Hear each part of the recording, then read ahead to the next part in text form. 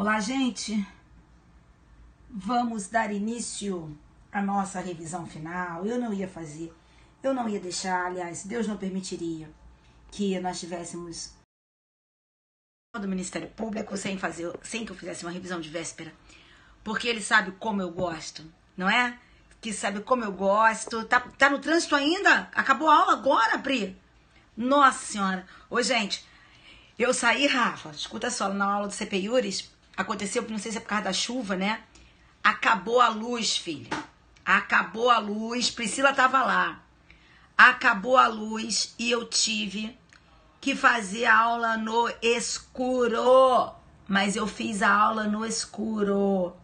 Nem consegui tirar foto. Então eu quero pedir pra galera que tirou foto lá do aulão do CPIURES lá comigo, que me mandasse pelo direct do Insta.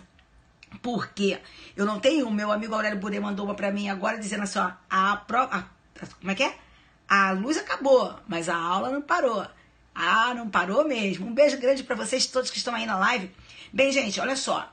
Eu agora vou ter que começar a fazer a nossa revisão. E como eu havia dito, eu vou ter, né? Meu amor, obrigada a você, Jorge, pela sua amizade, meu querido. Eu vou começar a fazer a nossa revisão. E eu vou fazer a revisão, eu vou pedir a vocês uma coisa, sabe? Eu vou procurar não ler, sabe? Vou procurar não ler o que vocês escrevem, porque eu esqueci de inabilitar o chat. Porque a ideia é que nós consigamos fazer o máximo aqui de dicas, né? Eu quero seguir com vocês e eu tô eu tô muito cansada. Porque eu vim de Natal direto, cheguei de manhã no Rio de Janeiro, fui dar aula, enfim, cara, uma loucura, mas eu não ia deixar de fazer aqui, porque senão Luiz Idala, beijo no meu coração. Oh, meu bem, eu adoro vocês. Isso aí. Então vamos lá, vamos começar? Tá todo mundo animadão pra prova de amanhã? Então, ó, gente, ó, não é brincadeira não. É muita coisa que tem aqui pra gente ver. Desliga aí o chat, a galera que tá aí podendo desligar. Eu não sei como é que desliga. Eu tenho como desligar o chat assim, gente? Eu tenho como desligar o chat assim? Não tem não, né? Eu acho que eu não consigo desligar. Eu vou fazer o seguinte, eu vou tratar, não vou responder e vou reiterar aquilo que eu já tinha dito antes quando nós iniciamos. Eu disse pra vocês, hoje eu fiz uma live pela manhã, dizendo o seguinte, antes de eu sair de casa pra ir pro aulão lá do CPIURES, eu disse o seguinte, olha, eu não vou responder durante a live para que nós não tenhamos assim muita perda de tempo durante a live, mas eu estarei à disposição de vocês para que depois vocês tirem aí eventuais dúvidas, tá bom? Só para que a gente comece. Então, comecei em 1, 2, 3. Vamos lá. Queridos, vocês sabem que existe uma causa de aumento de pena quando se pratica o crime indeterminado, os crimes sexuais, quando são praticados nas condições do artigo 226. Então, por exemplo, quando você tem o abuso da condição de pai, padrasto, tutor, curador, e qualquer pessoa que tem qualquer ascendência sobre a vítima, aplica-se a causa de aumento de pena. Então, olha só, vamos imaginar que caísse na sua prova que o motorista do transporte escolar praticasse um estupro contra um menor a quem ele transporta todos os dias para a escola. Cabe ou não cabe a incidência da causa de aumento de pena do artigo 226, inciso 2, que manda que seja aumentada a pena dos crimes sexuais quando praticados nessas circunstâncias? Você vai colocar na sua prova que sim, é aplicável a causa de aumento de pena a essa hipótese fática, porque aquela pessoa tem uma certa ascendência sobre a vítima, tem certa autoridade sobre a vítima, se aproveita disso para praticar o crime. Então, 226 se aplica ao motorista de transporte escolar. Vamos lá. Outra, vamos imaginar o seguinte, a pessoa está praticando, ou melhor, a pessoa está cumprindo pena e está em regime aberto. Essa pessoa em regime aberto cumprindo pena, ela pratica um crime. Se ela pratica um crime em regime aberto, cumprindo pena em regime aberto, ela está incorrendo em falta grave? A resposta é sim. Isso tudo eu estou querendo trazer aqui para vocês, que são decisões extraídas da jurisprudência do STJ, e decisões essas que dizem respeito a teses ministeriais, teses do Ministério Público do Estado do Rio de Janeiro, que foram levantadas lá em cima do STJ. tá certo? Ou teses de relevância do STJ que nos interessam, certinho? Então vamos lá. Então, cometimento de crime no regime aberto caracteriza falta grave. E é bom que nós saibamos que isso caracteriza falta grave, porque a falta grave, ela pode levar várias consequências. Ela pode levar uma regressão no regime de cumprimento de pena, tu lembras? Ela pode levar a perda dos dias remidos também, não pode? E tu vais lembrar também o seguinte, essa perda de dias remidos em qualquer situação de que trate o artigo 127, vamos então aí para nossa dica, para mais uma dica, ela não precisa se limitar àqueles 12 meses anteriores, ela pode ser do total, desde que não se tire, não se perca, mais de 1/3, porque o máximo que se pode perder é de 1/3. Só que esse terço não deve ser calculado sobre os últimos 12 meses, mas sim sobre o total da pena imposta. Vamos lá. Outra dica. Imaginemos que na sua prova caia alguma coisa sobre Maria da Penha e diga que o casal se reconciliou. Se reconciliou, problema do casal, porque pro direito penal não vai fazer nenhuma, não vai surtir nenhum efeito. Tudo vai continuar o mesmo. A ação penal é pública e incondicionada, não vai caber substituição de pena privativa de liberdade por restritiva de direitos, na hipótese de ser crime ou contravenção. Tu não esqueças que, se for praticado crime ou contravenção que use violência em situação de violência doméstica contra a mulher, não cabe substituição da pena privativa de liberdade por pena restritiva de direitos. Eu ainda ousaria mais uma coisa. Eu ousaria defender na prova o seguinte: se cair alguma coisa na sua prova que diga respeito à possibilidade de substituição de pena privativa de liberdade por pena restritiva de direitos na Lei Maria da Penha, eu, se fosse você, diria que não apenas nos crimes nos crimes praticados com violência ou ameaça, e não apenas na contravenção de vias de fato, porque escute, entende-se que também não cabe para contravenção de vias de fato, inclusive com entendimento simulado, mas em qualquer crime praticado em violência doméstica contra a mulher, eu, se estivesse fazendo essa prova de amanhã, diria que não cabe a substituição nos crimes que se inserem no âmbito da Lei Maria da Penha, ainda que não praticados com violência ou grave ameaça. Por quê? Porque o conceito de violência para a Lei Maria da Penha é um conceito muito mais amplo, é o conceito que traz o artigo 7º da Lei Maria da Penha. A questão da violência sexual, da violência psicológica, da violência moral, da violência patrimonial, ok? Então, por conta desse conceito de violência alargado do artigo 7º, você não usaria, tá ok? Mas com relação a crimes praticados com violência e mesmo ou grave ameaça e com a contravenção de vias de fato, já não cabe mesmo, tá bom? Muito bem. Outra coisa, se cair alguma questão de fixação de pena e falar que confissão prepondera sobre reincidência, tu vai dizer que não. Ela pode até ser compensada, mas preponderar, ela não prepondera não. Ouviu? Outra coisa que você vai dizer na sua prova amanhã. Imaginemos que nós tenhamos uma pena privativa de liberdade combinada de forma alternativa com uma pena de multa. Então eu tenho multa alternativamente combinada com a pena privativa de liberdade na Lei Maria da Penha. Será possível o juiz deixar de aplicar deixar de aplicar a pena privativa de liberdade e aplicar isoladamente a pena de multa? Vamos lá, você vai dizer que não. Embora no artigo 17 da Lei Maria da Penha esteja dito que nós não podemos aplicar pena isolada de multa como fruto de substituição, na sua prova tu vais dizer que nós nem podemos aplicar pena de multa pena de multa isolada, mesmo que se trate de multa combinada de forma alternativa no preceito sancionatório, ok? Vamos lá então, vamos embora, hein? Então continuando, hein? Vamos lá. Então aqui já falei isso aqui, tô só não cabe continuidade delitiva entre roubo e latrocínio. Lembrar, no carro, na hipótese de ser praticado um crime contra uma família inteira. Vamos imaginar, abordou o carro, naquele carro está toda a família, chega lá e diz assim, passa tudo, e os caras passam tudo. Isso não é um crime único, não é pelo fato do bem pertencer a uma só família que nós estamos diante de crime único. Isso, por exemplo, se são 4 pessoas, serão 4 crimes de roubo. Não esqueçam, nesse caso, em concurso formal, tá certo? Outra coisa, tu vais lembrar que não cabe continuidade delitiva entre roubo e latrocínio, hein? Porque os bens jurídicos tutelados são diferentes, os tipos penais são distintos, como diz o STJ. Lembrar que se houver, por exemplo, vamos imaginar que uma pessoa esteja na garupa de uma motocicleta roubada. A pessoa está na garupa de uma motocicleta roubada, a pessoa sabe que se trata de uma motocicleta roubada, aquela em que está na garupa, e esta motocicleta está sendo conduzida por outro alguém. Eles dois estão praticando crime de receptação, tá certo? Não é apenas para o condutor, mas também para ele. Ele também pratica o crime de receptação, tá certo? Então existe a receptação compartilhada. A mesma coisa você vai dizer com relação à arma também. Vamos imaginar, 2 caras numa moto estão saindo para roubar e um deles está armado, o outro não está armado. Ora, aquela arma que um deles porta e que o outro sabe, e que está sendo usada pelos dois, que vai ser usada pelos dois lá no roubo, né? Nós ainda não tivemos o roubo, não eram atos preparatórios para o roubo, mas que já caracterizam um crime de porte de arma, e os dois entram no porte compartilhado de arma. Para tudo, Jesus amado, eu tenho que respirar. Outra coisa, na tua prova tu vais dizer, eu não concordo. Olha, gente, eu já falei pra vocês o seguinte, quem quer fazer pergunta, faz depois, tá, Bela? Pra gente não parar, pra gente ir nessa vibe até o final. Vamos lá. Olha aqui, ó, faz depois através do meu Insta. Vamos lá. Armas de calibre diferente. Não esqueçam. Essa questão é uma questão muito boa para a prova. Vamos imaginar que a pessoa esteja portando no mesmo contexto fático mais de uma arma de fogo. Se ela estiver portando em mesmo contexto fático mais de uma arma de fogo, eu não tenho 2 crimes de porte.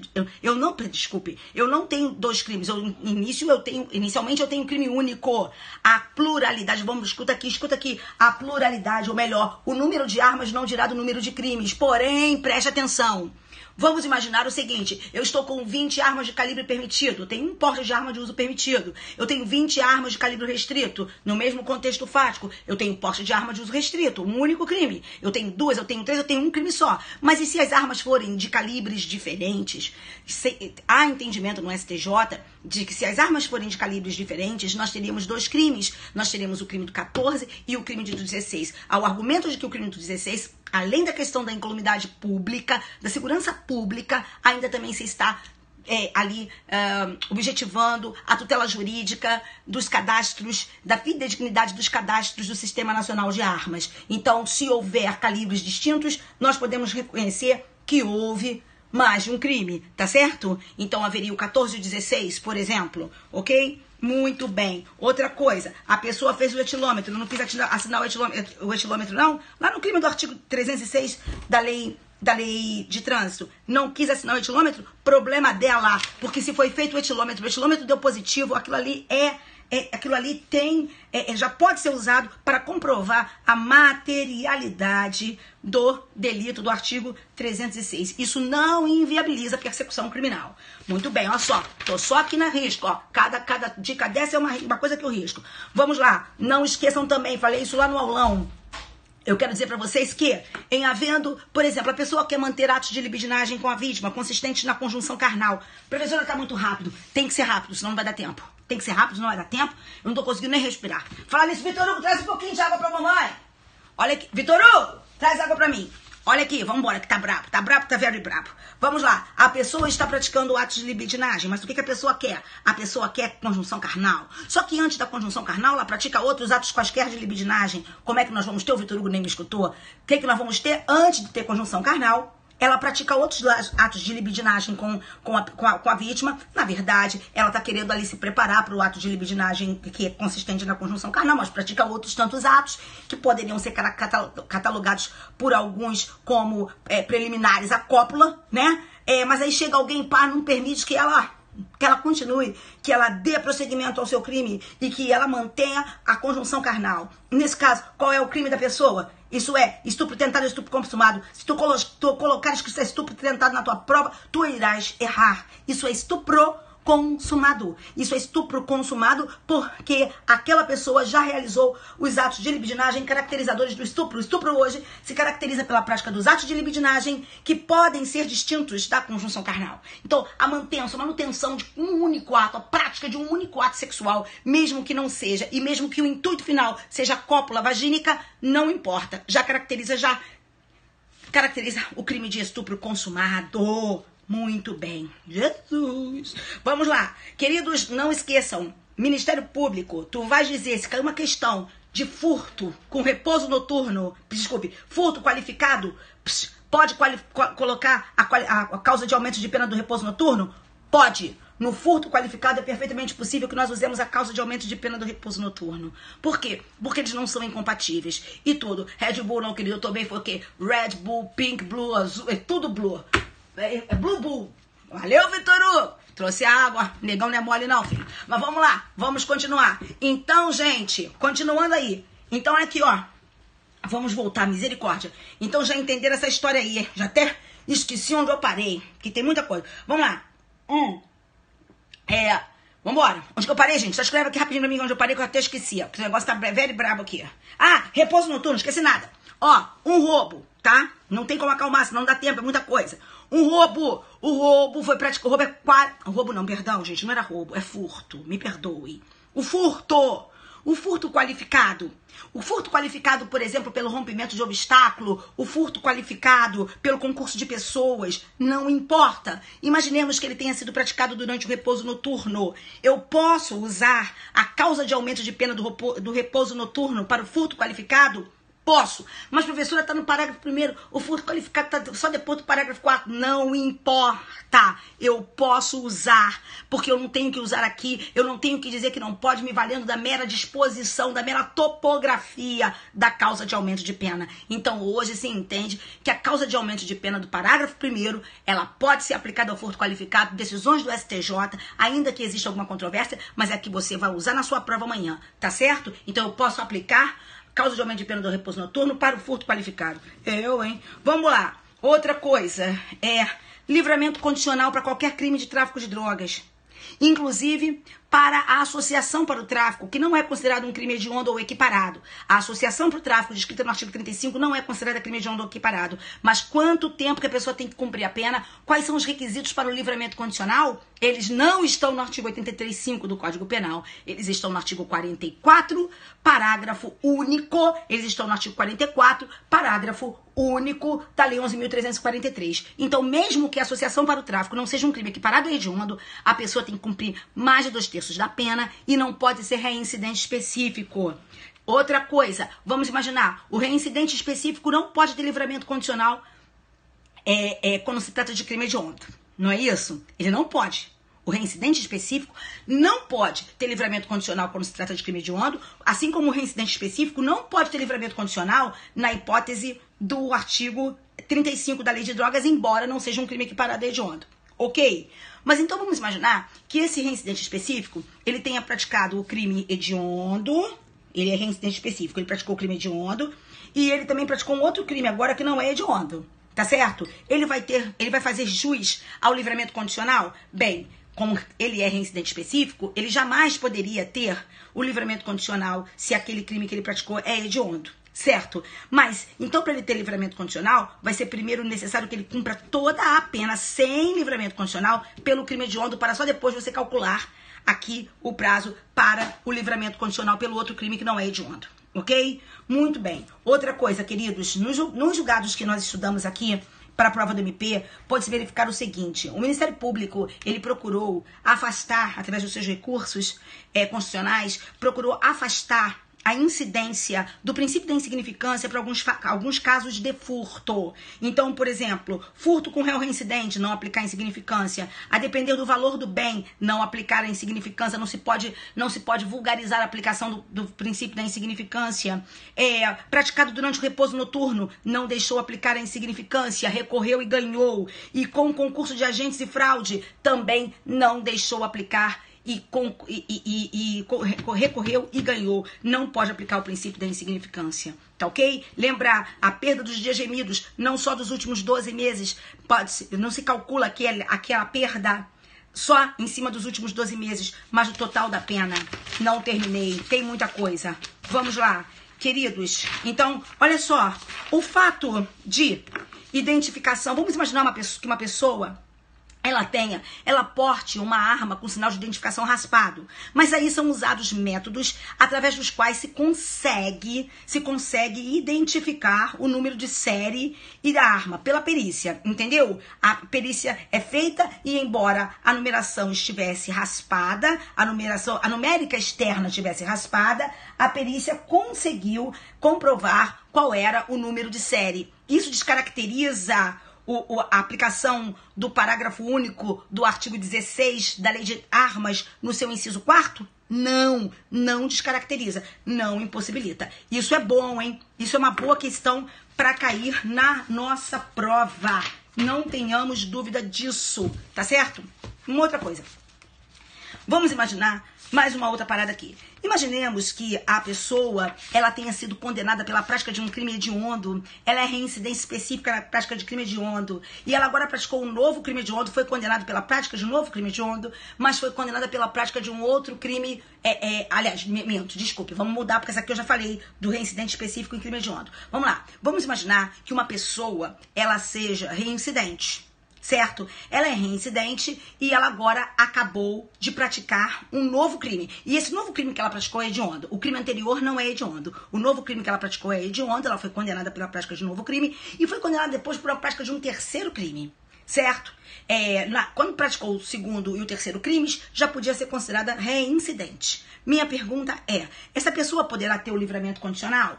Pode, porque só está vedado o livramento condicional para os denominados reincidentes específicos. Ela não é reincidente específica, então ela pode sim ter o livramento condicional, basta que cumpra mais de 2/3 da pena. Não é assim? Agora, venha cá. Quando a gente computa o prazo para o livramento condicional, esse prazo deve ser somado. Computa-se o prazo para o livramento condicional somando-se as penas. Artigo 84, salvo o melhor juízo do Código Penal, tá? Agora, a minha pergunta é, para o crime que é hediondo, ela terá que cumprir mais de 2/3. Para o crime que não é hediondo, bastará que ela cumpra, nesse caso, como ela é reincidente, a metade. Tá certo? Minha pergunta para o meu querido e para a minha querida que tá aí do outro lado da telinha me assistindo. Como é que se calcula isso?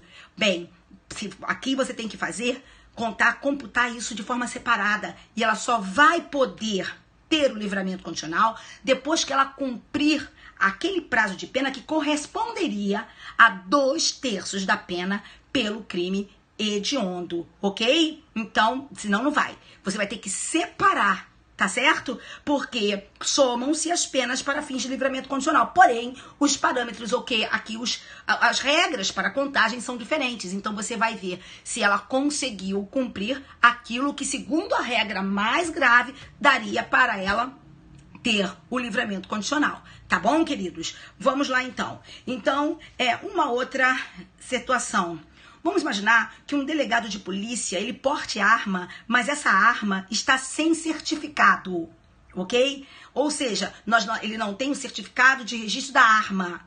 Nesse caso, esse delegado de polícia, pelo fato dele ter porte de arma, dele estar autorizado ao porte da arma, ele estará praticando crime ou estará praticando uma conduta atípica? Resposta, ele estará praticando crime. Por quê? Porque todos temos que ter a arma devidamente registrada nos nossos nomes para que possamos portá-la. Deixe-me falar, o porte lícito da arma pressupõe que nós tenhamos a posse lícita daquela arma, ou seja, que nós tenhamos aquela arma registrada em nossos nomes, com os registros respectivos ainda válidos. Ah, mas professora, e se o registro está sem prazo de validade? Bem, a jurisprudência tem sido majoritária no sentido de que se o registro estiver fora do prazo de validade, isso não caracteriza crime, isso caracteriza mero ilícito administrativo. Você, na sua prova do Ministério Público, se eu fosse você, eu não defenderia isso. Eu defenderia que caracteriza crime também. Por quê? Porque a lei diz hoje que o certificado de registro de propriedade da arma, ele tem prazo determinado.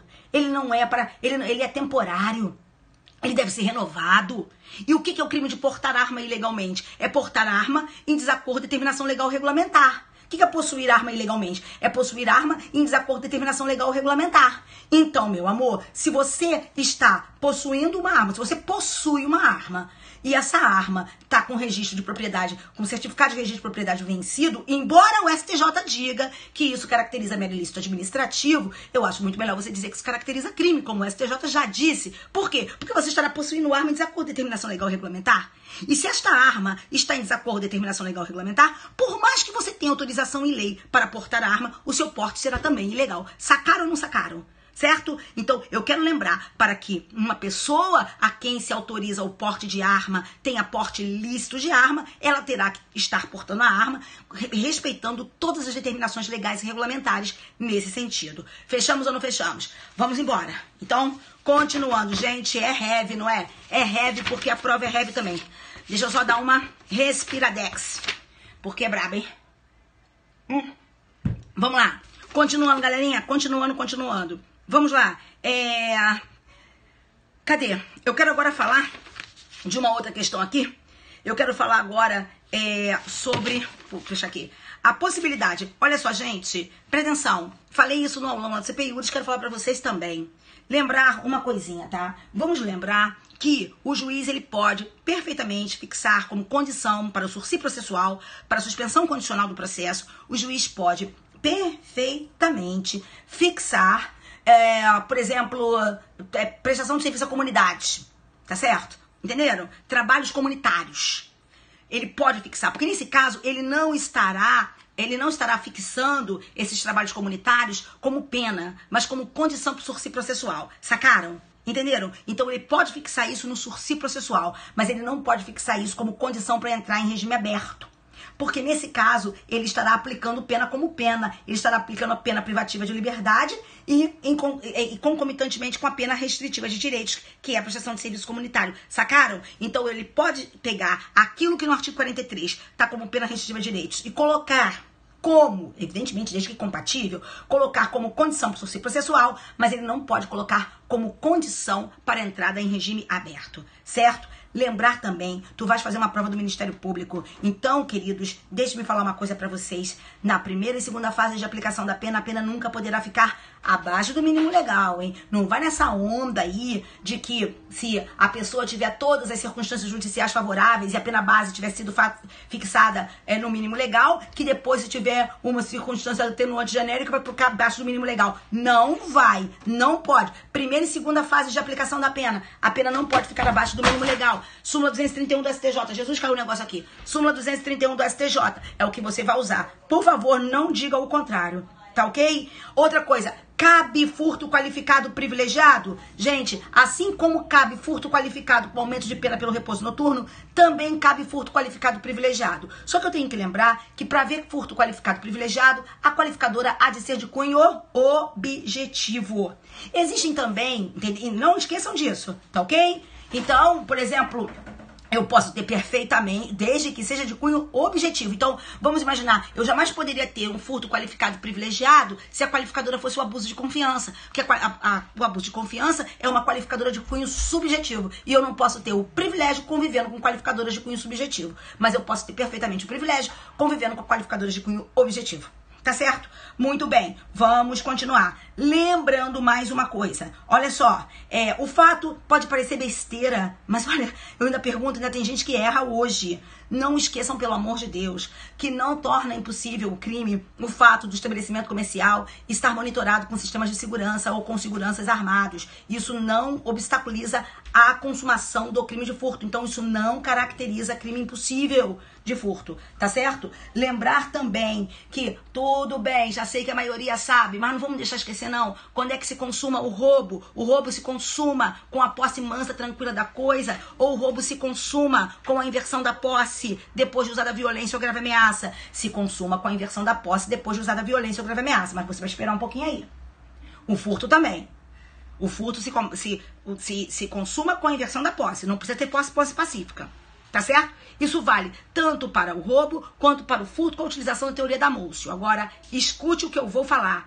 Por favor, não confunda o roubo próprio do artigo 157 caput com o roubo impróprio do artigo 157, parágrafo 1º. Porque o roubo impróprio do artigo 157, parágrafo 1º, e também tu não esqueças isso, eu falei hoje tanto pra galera lá da revisão, a gente até ficou falando na hora do intervalo, nem tem intervalo, teve gente que não teve intervalo, porque ficou lá escutando isso, eu explicando essa história. Olhem só o que eu quero dizer. Pelo amor de Deus. O roubo próprio do caput tem estrutura típica completamente diferente do roubo impróprio do parágrafo 1º. O roubo próprio do caput, abre o teu Código Penal aí rapidinho, isso eu quero que você abra. Abra aí rapidinho, artigo 157, caput do Código Penal. Se você abrir o artigo 157, caput do Código Penal, você vai encontrar aquilo que é o roubo próprio. O roubo próprio, gente, ele é praticado da seguinte forma. A pessoa usa violência, grave ameaça ou reduz a vítima em possibilidade de reação para dela subtrair o bem. Certo? Muito bem. Como é que a gente também chama essa redução da vítima à impossibilidade de reação? A gente chama isso de violência imprópria. Então você está vendo? O roubo próprio pode ser praticado com violência imprópria. Então, quando você usa violência própria ou imprópria para subtrair o bem da pessoa, e você subtrai o bem da pessoa, ainda que você não tenha aquilo sob sua posse mansa e pacífica, desvigiada, tranquila, você no momento da inversão da posse consumou o roubo. Isso inclusive é entendimento simulado pelo STF, pela STJ. Certo? Mas você veja, o roubo próprio pode ser praticado com violência imprópria, para que a coisa venha para o agente. Agora, dê uma olhada no 157, parágrafo 1º. O 157, parágrafo 1º, que descreve o roubo impróprio, você veja que o roubo impróprio, ele não pode ser praticado com violência imprópria. O roubo impróprio é aquele em que o agente subtraiu o bem, tá vendo? Ó, subtraiu o bem. Até aí, não usou violência, não usou grave ameaça, nada. Ele subtraiu o bem. E depois, ele usou a violência ou a grave ameaça para garantir a detenção da coisa que ele já havia subtraído ou para assegurar a impunidade pela subtração. Tu estás vendo aí que não está prevista para o roubo impróprio a modalidade de violência imprópria? Então, por quê? Porque não está escrito que é mediante violência, grave ameaça ou depois de reduzir a vítima à impossibilidade de reação, tal qual está escrito lá no caput. Então, o roubo próprio pode ser praticado com violência imprópria, o roubo impróprio não pode ser praticado com violência imprópria. Certo? Entenderam isso? E o roubo impróprio, ele vai estar consumado quando, meu amor? Ele vai estar consumado não é no momento da pessoa se apossar do bem. É no momento da pessoa usar violência ou ameaça. Se a pessoa usa violência ou ameaça para garantir a detenção da coisa que está com ela ou para assegurar a impunidade pela subtração, já está consumado o roubo impróprio. Mas, professora, e se ela não consegue garantir a detenção da coisa subtraída? Não quero saber, já está consumado. Porque é subtrair e usar violência para esse fim, garantir a detenção da coisa ou para assegurar a impunidade pela subtração. Se a pessoa usou a violência com essas finalidades, o crime já está consumado. Entenderam? Então, se o roubo próprio se consuma com a inversão da posse, independente da posse mansa e pacífica, com a apreensão do bem, independente da posse mansa e pacífica, o roubo impróprio se consuma com a utilização da violência ou da grave ameaça depois do agente já ter tirado a coisa da vítima. Lembrar, entretanto, que nesse roubo impróprio nós temos a questão do logo após, hein? Logo após. Então, é logo após. Esse logo após é o imediatamente após. Então, vamos imaginar a seguinte situação. Eu entro aí na sua casa, vejo que você tá dando mole, você não tá vigiando as suas coisas. Eu entro aí na sua casa, aí eu vou lá no seu quarto, subtrair alguma coisa. Na hora que eu tô saindo do seu quarto, tu chegas. Aí, quando tu chegas, eu uso a violência, eu uso a ameaça para ficar com aquilo pra mim. Pronto, acabou, consumei o roubo impróprio. Agora vamos imaginar que eu entrasse na sua casa, subtraísse alguma coisa tua, aí depois eu saísse dali, você chegasse, procurasse seu bem, não me encontrasse, e uma hora depois, ou meia hora depois, você me encontrasse num bar perto da sua casa com aquilo que havia sido subtraído. E aí, para você não tirar de mim aquilo que eu havia subtraído, eu te agredi. Nesse caso, nós estamos diante de roubo impróprio? Não, nós não estamos diante de roubo impróprio. Porque para ver o roubo impróprio, a violência ou grave ameaça hão de ser usadas logo após a subtração. E aqui não foi logo após a subtração. Esse logo após a subtração aqui significa o imediatamente após a subtração, certo? Então não pode ter um intervalo de tempo considerável, porque senão você vai ter um furto com um crime de violência, que pode ser uma lesão simples, uma lesão grave, uma lesão gravíssima, pode ser até vias de fato, dependendo da situação. Tá certo? Muito bem. Então, continuando aqui. Então, por favor, não esqueçam. E outra coisa, também não esqueçam que tanto do roubo próprio, quanto do roubo impróprio, quanto da violência do roubo próprio, usada para o roubo próprio, tanto no roubo próprio quanto no roubo impróprio, quando você dá violência, acaba provocando a morte, o que se tem é latrocínio. Essa violência é a violência propriamente dita. Então não existe latrocínio decorrente da grave ameaça, não existe latrocínio decorrente da violência imprópria. E mais, no latrocínio, tu tens que lembrar que muita gente erra. Ó, a morte deve decorrer da violência para o roubo. A morte deve decorrer da violência para o roubo, mas a morte pode ter sido tanto dolosa quanto culposamente provocada. Não esqueça, não existe latrocínio apenas quando a morte é dolosamente provocada, não, tá? Existe também latrocínio quando a morte é culposamente provocada, a partir da violência usada pelo roubo. Agora, para ser latrocínio, tem que ser da violência real, pro roubo próprio ou roubo impróprio, não importa. Muito bem. Vamos lá. Uma outra questão. Ô, gente, sabe aquela questão de violação de direito autoral? Ó, presta atenção. Eu posso levantar o princípio da adequação social para justificar, ou melhor, para tirar a tipicidade, para reconhecer que é atípica a conduta de quem falsifica CDs, DVDs, falsifica, faz pirataria? A resposta é não. Não posso. A adequação social não se presta. Não confundam o fato disso ser comum com o fato disso ser adequado socialmente. Isso não é uma conduta socialmente adequada. Isso é uma conduta comumente praticada, não é? Porque nós somos um país em que determinados valores já se foram, já se esvaíram, já acabaram. Mas isso não significa que nós tenhamos aqui uma conduta justificada pela adequação social. Lembrar que na prova tu não podes usar as súmulas. Então tu não vais ter as súmulas. Então não adianta saber o número da súmula, até porque você não vai ter consulta de súmula na hora.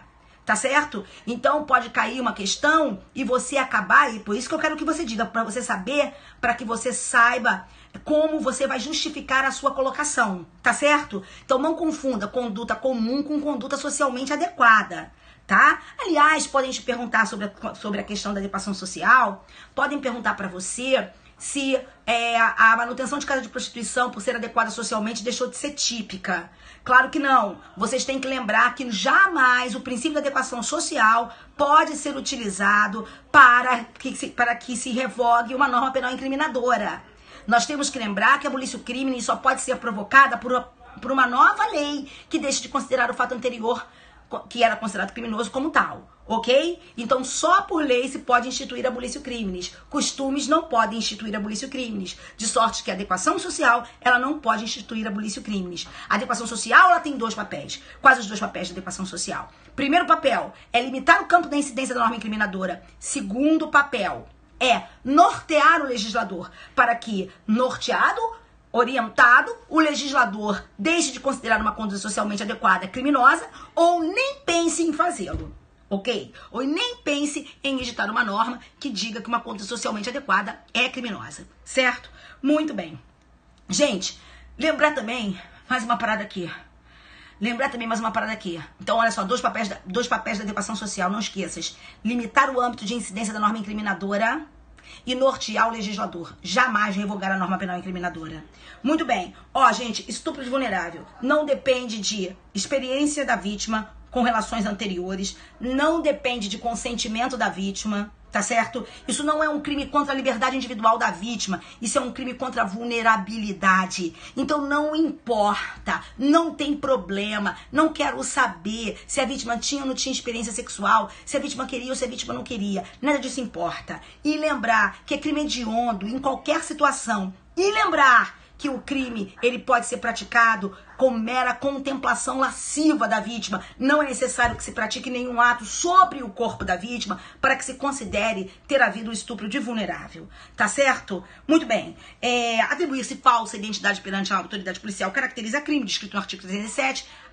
O lance de falar que era em defesa própria, isso não convence. Assim como... Agora depende. Cuidado só com uma coisa, se a pessoa, ao invés de meramente atribuir-se falsa identidade, ela ainda apresenta um documento falso, não tem esse negócio de autodefesa que vai justificar o comportamento dela. Ela estará praticando um crime agora se ela apresentar um documento falso, de uso de documento falso. Porque eu quero te lembrar que o crime de falsa identidade, ele é expressamente subsidiário. O crime de falsa identidade, ele só existe, ele só permanece se não houver um crime mais grave. Basta você olhar aí o preceito sancionatório do artigo 307 do Código Penal. Ok? Outra coisa, o uso de documento falso pode ser absorvido pelo descaminho como crime fim, tá? Existe essa possibilidade. Outra, rufianismo não é... Isso tudo eu tô tirando, repito, de julgados do STJ a partir de recursos do Ministério Público do Rio de Janeiro, tá, gente? Por isso que é tão importante que nós saibamos. Como eu tava dizendo, qual foi o outro?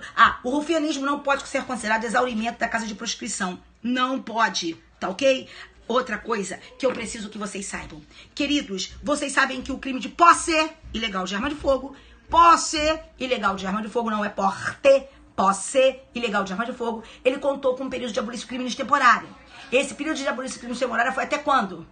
Quando? Só um instantinho, gente, vai começar agora o jogo do Flamengo e do Vasco, não vai? Aí aqui vira um inferno. Vitor Hugo! Vitor Hugo, João! Fecha aqui a porta do escritório pra mãe. Vocês vão começar a gritar negócio de futebol. Fecha aqui. Só Jesus na misericórdia. Aqui futebol pega fogo, porque uma flamenguista hoje é vascaíno. Agora só não sei até hoje como é que eu fiz um filho flamenguista. Vambora, gente. Fecha a porta aqui. Vamos lá. Então, gente, continuando. Não tem... Fecha a porta. Vai perder mesmo. Vambora. Olha aqui. Então, gente, continuando aqui. A questão agora é... Ai, meu Deus do céu. Onde que eu tava, pai? Ah, meu Deus, eles me tiraram do meu foco. É muita coisa, papai. Me ajuda, Jesus. Me ajuda aí, gente. Onde que eu tava? Ah, pai, é muita coisa. Posse. Tava falando de... Isso, não, rufianismo já passou. Rufianismo não é exaurimento de casa de prostituição. Então, se a pessoa mantém casa de prostituição, ainda é rufião, responde pelos 2 crimes em concurso. Lindo. Agora, vamos lá. Vamos falar o seguinte. Agora, a questão aqui da posse. Posse ilegal. Queridos, a posse de arma de fogo, ela contou com um período chamado de período de abolício crimes temporária. Anotem, pelo amor do Pai Senhor. Isso só se dá para a posse, isso nunca se deu para o porte. O que é posse? Posse é ter a arma guardada na sua casa ou no seu local de trabalho quando você por ele é responsável, do qual você é proprietário. O período de abolício crimes temporária era um período em que não poderia ser considerada criminosa a conduta daquela pessoa que estava em uma situação de posse sem registro, por exemplo. Quero te lembrar, entretanto, não, presta atenção, não foi só para as armas de uso permitido, não. Isso foi tanto para as armas de uso permitido quanto para as armas de uso restrito ou proibido, com uma diferença. Até quando que durou o período de abolício crimes para as armas de uso proibido ou restrito? Até 23/10/2005. Tá certo? Ó, gente, escuta aqui, ó, deixa eu falar. O período de abolício crimes temporária para as armas de uso restrito ou proibido durou até 23/10/2005.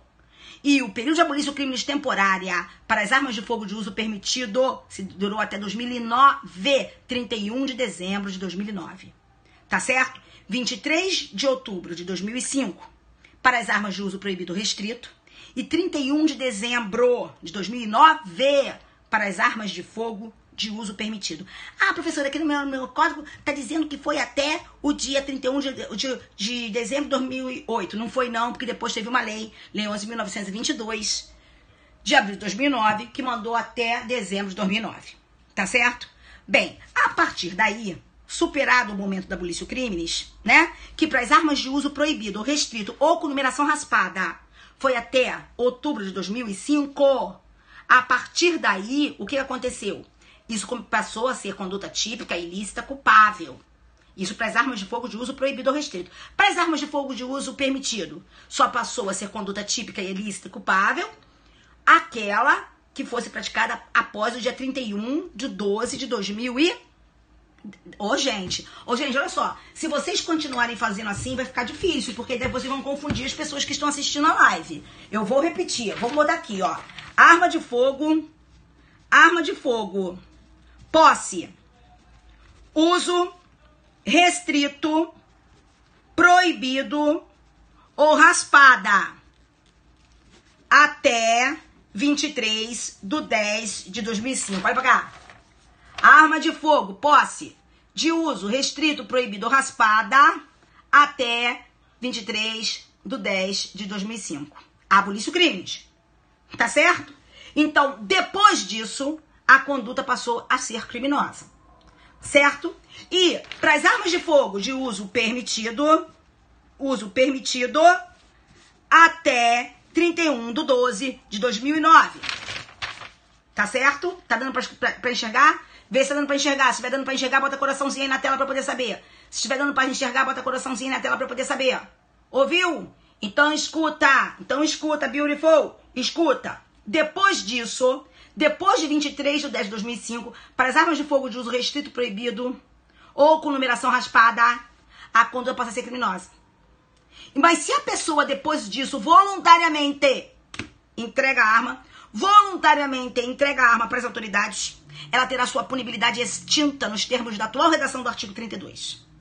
Certo? E aqui, nas armas de uso permitido, se após essa data aqui a pessoa entrega a sua arma voluntariamente, após 31 de 12 de 2009, a pessoa acabou o período de abolição crime temporário para as armas de uso permitido.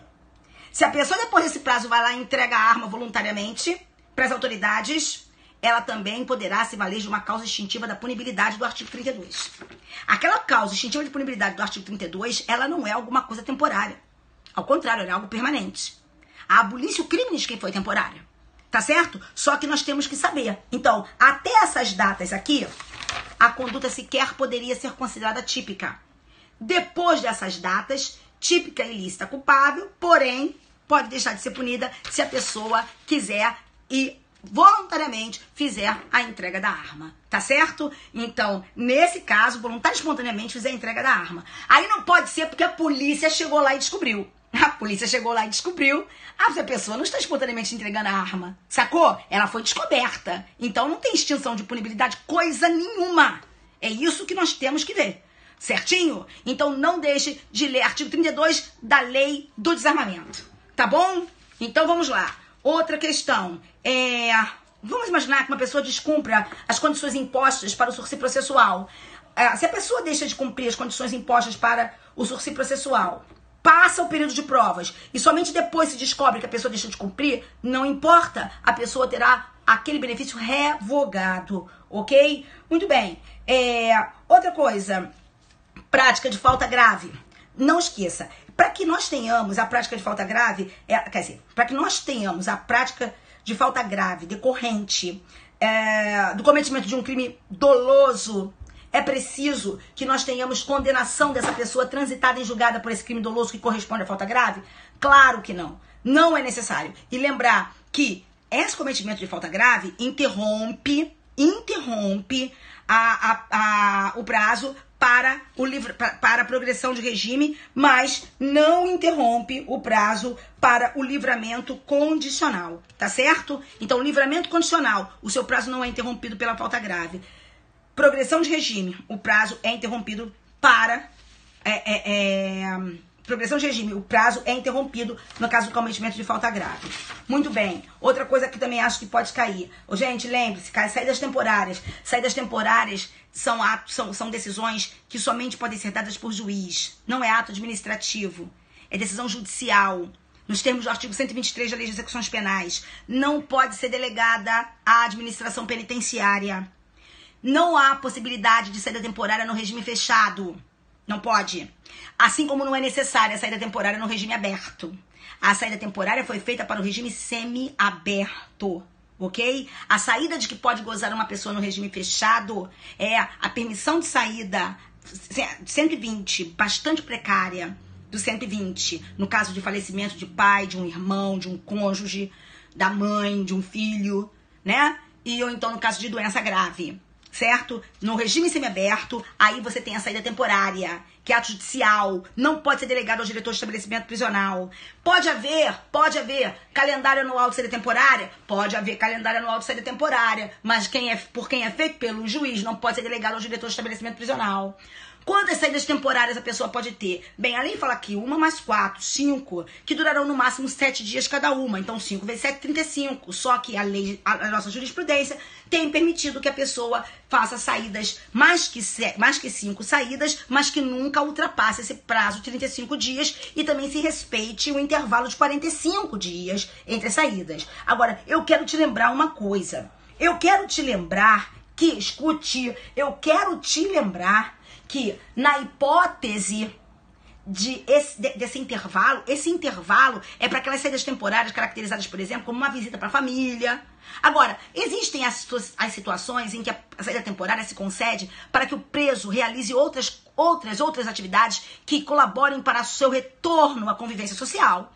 Nesse caso, não há que se respeitar, não é necessário que se respeite esse intervalo de 45 dias. Tá certo? Nesse caso, na hipótese de saída temporária para estudo, na hipótese de saída temporária para frequentar outros programas quaisquer, como por exemplo até para trabalho, não há que se computar esse intervalo de 45 dias, certo? Lembrar que pode haver calendário anual, mas que esse calendário anual deve ser feito pelo juiz, não é pelo diretor. E lembrar que o fato de haver um calendário anual não significa que o preso já tenha direito a todas aquelas saídas. Por favor.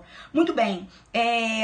Veja, remissão da pena. A remissão da pena, ela cabe quando a pessoa trabalha ou estuda. Hoje em dia, nós temos até a situação aqui, do estudo, da remissão pelo trabalho, da remissão pelo estudo, da remissão pela leitura, na hipótese de resenhas, né? E lembrar que essa remissão por trabalho, vamos imaginar que a pessoa trabalhe, mas o trabalho seja um trabalho externo. A pessoa faça trabalho externo. Ela pode ter remissão se ela trabalha externamente? É claro que sim.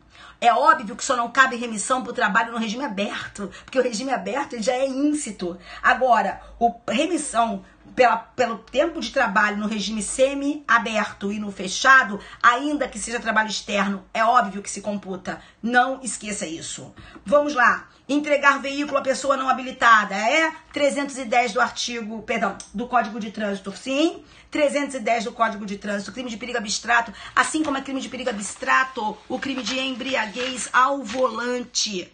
Não esqueçam, crimes de perigo abstrato. E não esqueçam que essa classificação dos crimes como sendo crimes de perigo abstrato, ou crimes de perigo concreto, ela vem do resultado normativo.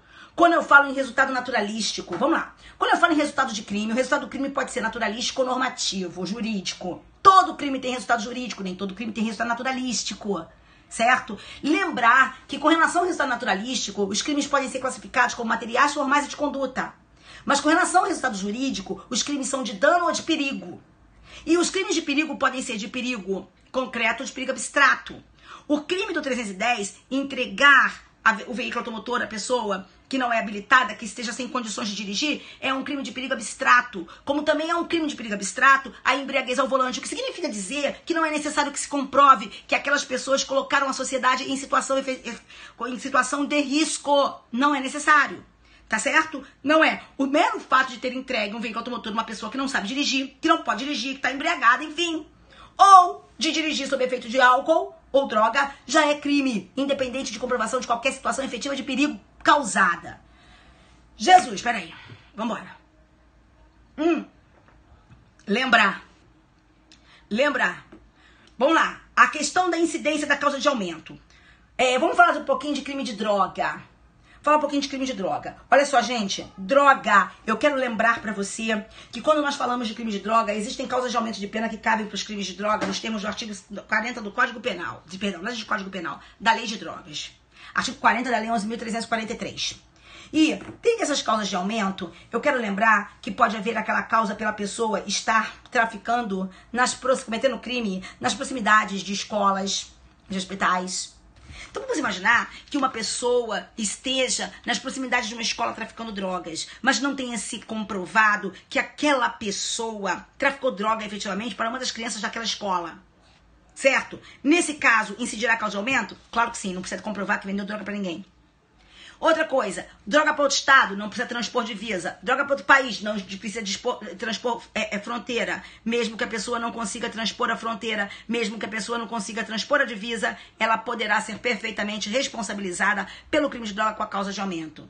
Então, se tiver uma comprovação de que aquela droga que saiu daqui do Rio de Janeiro está indo para o Espírito Santo, o cara está no ônibus indo para o Espírito Santo com aquela droga, né? Traficando droga, não importa, pode haver a causa de aumento. Certo? Lembrar também que nos crimes de associação para o tráfico, associação criminosa e organização criminosa, lembre-se disso, não se pode acumular esses crimes com o crime de corrupção de menores. Por quê? Porque nesse caso o fato de haver um menor participando é causa de aumento de pena. Tá certo, gente? É causa de aumento de pena. Muito bem. Outra coisa que eu também falei hoje, que eu acho importante que vocês saibam. Vamos imaginar que uma pessoa esteja traficando drogas num lugar. A pessoa está traficando drogas num lugar, e esse lugar ele é conhecido como sendo um lugar dominadíssimo por uma facção criminosa qualquer. Aquela facção criminosa domina aquele lugar. Nenhuma pessoa poderia traficar drogas ali de forma ostensiva, óbvio. De forma escondida poderia qualquer um fazer e correr o risco de morte. Mas de forma ostensiva ninguém poderia vender droga ali, porque o comando criminoso não permitiria. Então essa pessoa, quando foi encontrada traficando droga nesse local, ela pode também ser responsabilizada pela prática do crime do artigo 35, associação para fins de tráfico? Sim, você pode. Existem aqui julgados no Rio de Janeiro permitindo que se reconheça isso, porque não é factível que ela não faça parte. E aí, nesse caso, é importante, porque se esta pessoa for primária de bons antecedentes, o que for, ela não vai fazer jus ao reconhecimento da causa de diminuição do tráfico privilegiado, porque ela integra a associação para tráfico. Por isso que é tão importante você reconhecer a associação para o tráfico nesse caso. Lembrar também, a pessoa pode ser primária, pode ser portadora de bons antecedentes, mas pode acontecer dela ter inúmeras anotações pela prática de alguns crimes, mas na verdade, anotações não geradoras de reincidência e nem geradoras de mau antecedente, porque elas não têm nada de trânsito em julgado, nada, não houve nada que tivesse transitado em julgado. São várias anotações de crimes, de processos e inquéritos. Essa pessoa pode ter a ela negado o reconhecimento do benefício do tráfico privilegiado? Pode, porque o tráfico privilegiado tem 4 requisitos. Quais são os 4 requisitos do tráfico privilegiado? Primário, de bons antecedentes, que não tem envolvimento em organizações criminosas e não se dedique a práticas criminosas. E essas várias anotações que a pessoa ostentasse, diria que essa pessoa se destina a práticas criminosas, se dedica a práticas criminosas. Tá certo, queridos? Então isso é bom também para cair. Isso é bom também para cair, por favor, não esqueçam. Muito bem, eu também falei o que eu acho que é mega provável que nós tenhamos perguntas sobre lavagem de capitais, né? Lavagem de capitais, olha só, gente, a questão da lavagem de capitais, olha, o que tem hediondez? O crime de tráfico de drogas é equiparado a hediondo, o tráfico privilegiado não é equiparado a hediondo. O crime de associação para tráfico não é equiparado a hediondo, mas independente disso é tratado como se fosse crime hediondo no que tange ao livramento condicional por força da regra do 44, parágrafo único da Lei 11.343, tá? Lembrar que eu tô fazendo aqui a live bem rápida, que é pra galera que tá assim mega tinindo aí nos estudos, hein? Então vamos lá. Aí depois, se você quiser repetir alguma coisa, basta pegar a live, gente, e voltar pra repetir um pouquinho, tá certo? Porque vocês têm a possibilidade de assistirem a live na retransmissão. Eu tenho que continuar aqui falando pra gente poder acelerar. Tá joia? Tá muito rápido, não tá? Tá muito rápido, não tá, gente? Não existe crime de ordem própria, isso é invenção, me desculpe. Tá muito rápido, não tá, gente? Mas, ô Rafa, tem que ser assim ou não tem? Só pra poder dar uma segurada aqui.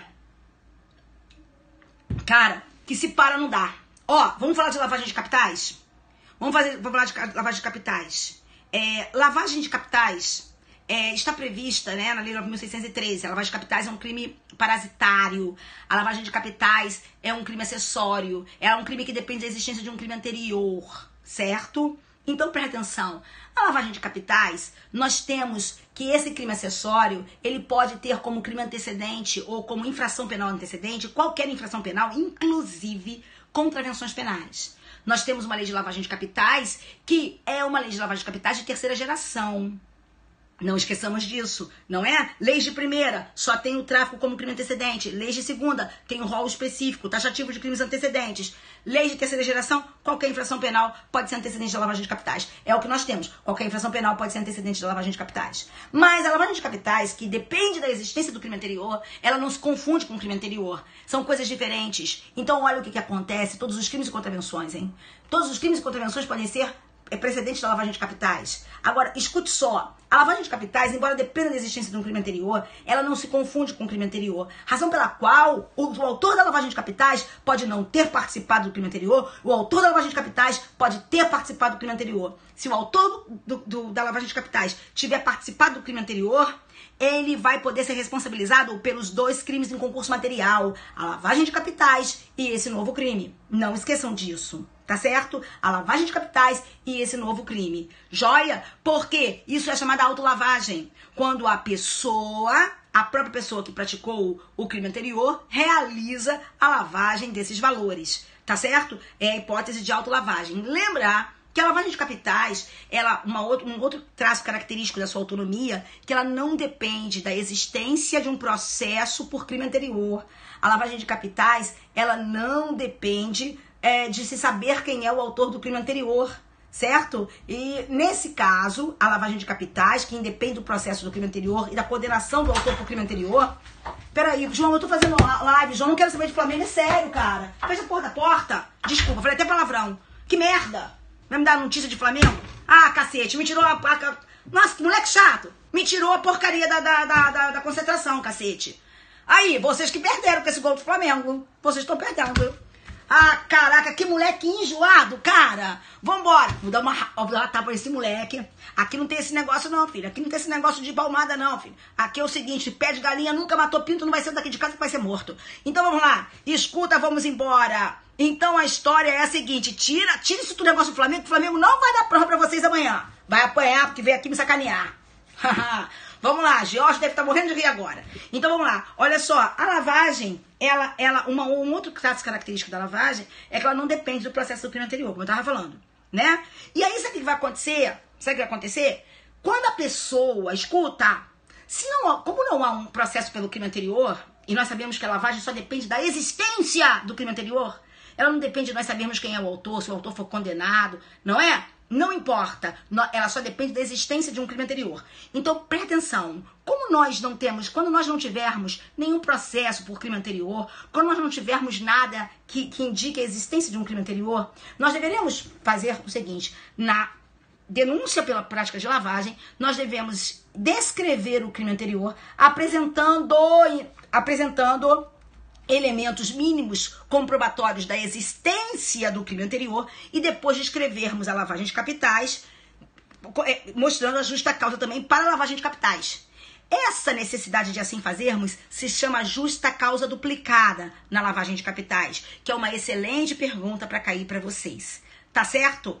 Muito bem. Lembrar também que a lavagem de capitais não se admite no processo de lavagem de capitais a aplicação do artigo 366 do CPP. Tá certo? Então a pessoa não compareceu, não nomeou advogado, não tem esse negócio de suspensão de prescrição e suspensão de processo. Muitos dizem que isso é inconstitucional, você não vai dizer isso na sua prova, tá bom? Uma outra coisa aqui, Jesus misericórdia. Lembrar, existe alguma diferença entre colaboração premiada e delação premiada? Existe alguma diferença entre colaboração premiada e delação premiada? Olha, gente, a doutrina majoritária hoje diz que sim.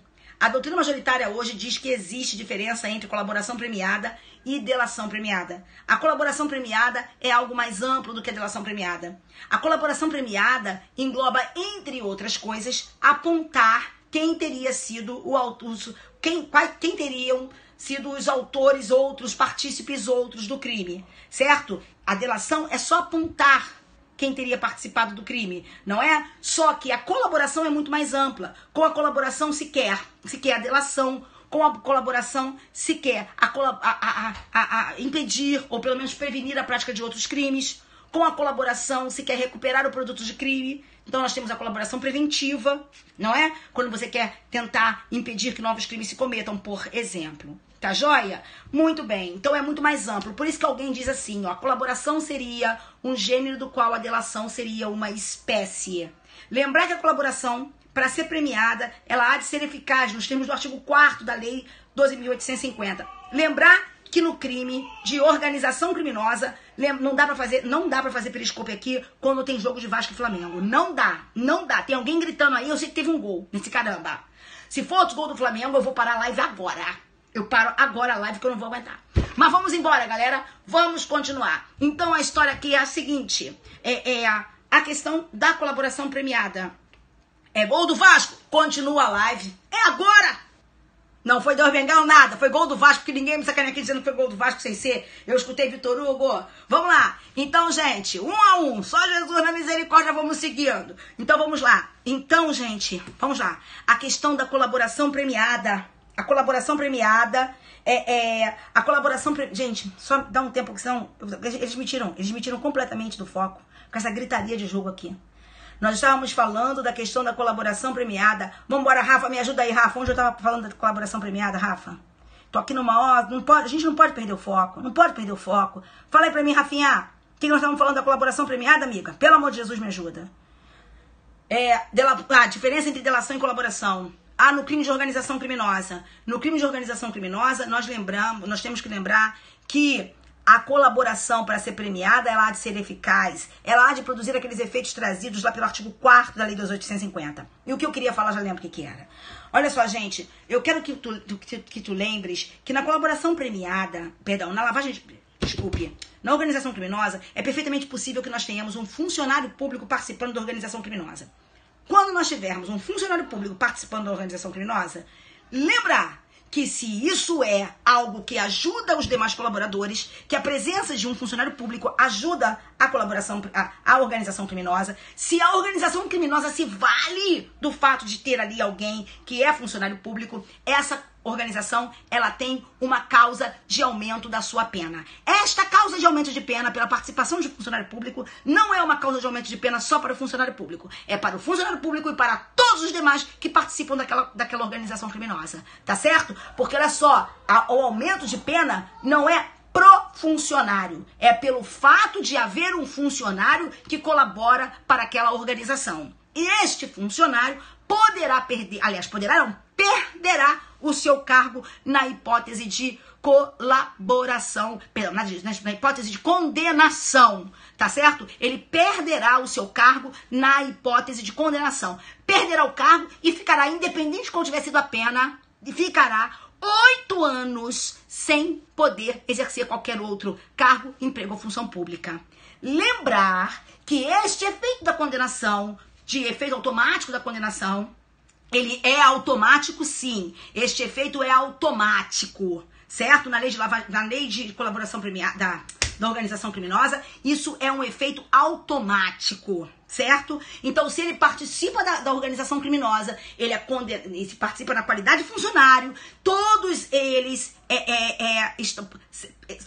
procuram na lei das organizações criminosas, artigo 2º, parágrafo 6º, tá? Artigo 2º, parágrafo 6º. Então, vamos lá. Todos os que participam da organização criminosa de que ele participa terão a causa de aumento. Todos! E ele perderá automaticamente o cargo. Perderá e ficará inabilitado para o exercício de qualquer outro cargo, emprego ou função por 8 anos, independente qual tenha sido a pena imposta. Por 8 anos, tá certo? E 8 anos que serão contados depois do efetivo e integral cumprimento da pena pela organização criminosa. Também não esqueças uma coisa que é de extrema importância, que é a questão do agente infiltrado. A questão do agente infiltrado. Quando você fala do agente infiltrado, eu quero que tu lembres que esse agente infiltrado, ele pode perfeitamente, só pode ser infiltrado se houver autorização judicial, hein? Mas esse agente infiltrado, ele pode acontecer de, no bojo da organização criminosa, ele acabar tendo que praticar condutas típicas ilícitas. Não tem jeito, gente. Não posso pegar em arma, não posso pegar em drogas, não posso... Óbvio que isso não existe. Ele vai acabar praticando uma conduta típica ilícita. Ele pode, por exemplo, estar diante de uma situação que ele se veja diante de um dilema. Ou ele morre ou ele mata. Entendeu? Não é de legítima defesa, não. Vamos imaginar, o chefe lá está desconfiado dele e obriga que ele mate alguém. E ele sabe que se ele não matar, quem vai morrer é ele. Ele vai lá e mata. O que é que pode, nesse caso, de que nós vamos nos utilizar para tentarmos safar essa pessoa de uma incriminação? 13, parágrafo único da Lei 2.850 fala que nessa hipótese, se houver hipótese de inexigibilidade de conduta diversa, não se aplicará a ele qualquer pena. Certo? Agora, eu quero lembrar, isso não é causa de exclusão da ilicitude. Isso é causa de exclusão da culpabilidade por inexigibilidade de conduta diversa. Você poderia me perguntar, mas professora, por que isso não pode ser? Por que isso não pode ser hipótese? Por que isso não pode ser hipótese de estado de necessidade? Isso não é estado de necessidade, porque no estado de necessidade a pessoa não pode ter criado a situação de perigo por sua vontade. E se essa pessoa está infiltrada numa organização criminosa, ela está ali pela sua vontade. Porque é dito isso na lei. Nenhuma pessoa pode ser obrigada a se infiltrar numa organização criminosa. Entendeu? Tem que ser voluntariamente. Se ela aceitou, ela criou a situação de perigo para ela. Então ela não pode depois alegar validamente estado de necessidade. Tá certo? Olha, gente, falar em estado de necessidade me faz lembrar de legítima defesa. Legítima defesa me faz lembrar de agressão injusta. Eu quero repisar algumas lives que eu fiz aqui. Agressão injusta significa agressão humana, consciente e voluntária, não autorizada pelo direito. Agressão humana, consciente e voluntária, não permitida pelo direito. Então, pelo amor de Deus, vocês não vão deixar que isso passe. Vamos imaginar, o cara tá numa crise de sonambulismo e vem te matar. Se você, para se defender, mata o cara, você tá o quê? Em estado de necessidade? Você está em estado de necessidade ou você estará numa situação de legítima defesa? Se o cara vem assim para te matar. Já falei, gente, as dúvidas eu vou responder em live, vou responder depois para quem me fizer pelo Instagram, pelo direct do Instagram, senão a gente não termina essa live. Deixa eu dar um recado. Quem não entender, vai anotando aí, depois me pergunta. Tá bom? Então vamos lá. Quero voltar aqui. Queridos, vamos voltar. Nesse caso, a pessoa está em crise de sonambulismo. A pessoa está numa crise de sonambulismo, aí a pessoa quer te matar. Tá certo? Você então não vai querer morrer, né, meu? Você vai e mata aquela pessoa. O que justifica o seu comportamento? O estado de necessidade? A legítima defesa? O que foi? Isso é estado de necessidade, isso não é legítima defesa. Porque você não pode adjetivar aquele comportamento de injusta, aquela agressão de injusta. Por quê? Porque ela é inconsciente.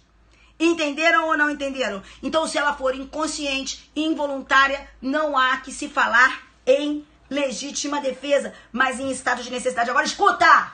Alguém, vamos lá. Alguém está te atacando porque esse alguém foi coagido moralmente de forma inevitável a fazê-lo. Então, por exemplo, alguém disse pra mim assim: Cláudia, ou tu matas o George, ou eu mato seu filho que tá aqui comigo. Tu tem que dar um jeito de matar o George. Aí eu vou matar o George. George, sorry. Eu vou lá pra matar George. Nesse caso, a minha conduta foi praticada numa hipótese de coação moral irresistível. A minha conduta é típica, é ilícita, só não é culpável. E por que ela não é culpável? 22 do Código Penal. Quem vai responder por esse crime na qualidade de autor imediato é o autor da coação. Ok?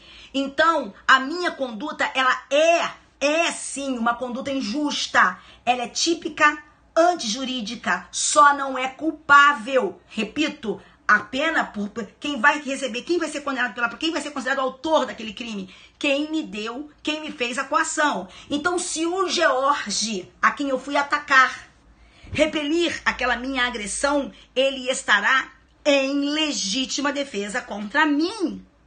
Certo? Lembrar que na agressão por inimputável, agressão injusta por inimputável, seja ele por doença mental, seja a inimputabilidade por menoridade, também é legítima defesa, com uma observação. E aqui entra o tal do comodos de cessos. Ou seja, nesse caso de agressão por inimputável, a pessoa só vai poder validamente alegar a legítima defesa na hipótese de não haver outra maneira dela se safar da agressão injusta, senão repelindo essa agressão injusta. Nesse caso, nós estamos diante de um único caso de legítima defesa em que o agente só pode atuar em legítima defesa quando não houver outra forma. Entenderam? Por isso que Hungria dizia que isso não era hipótese de legítima defesa. Ele dizia que a agressão injusta de inimputável dava aso à atuação em estado de necessidade. Só que Hungria é vencido nesse sentido.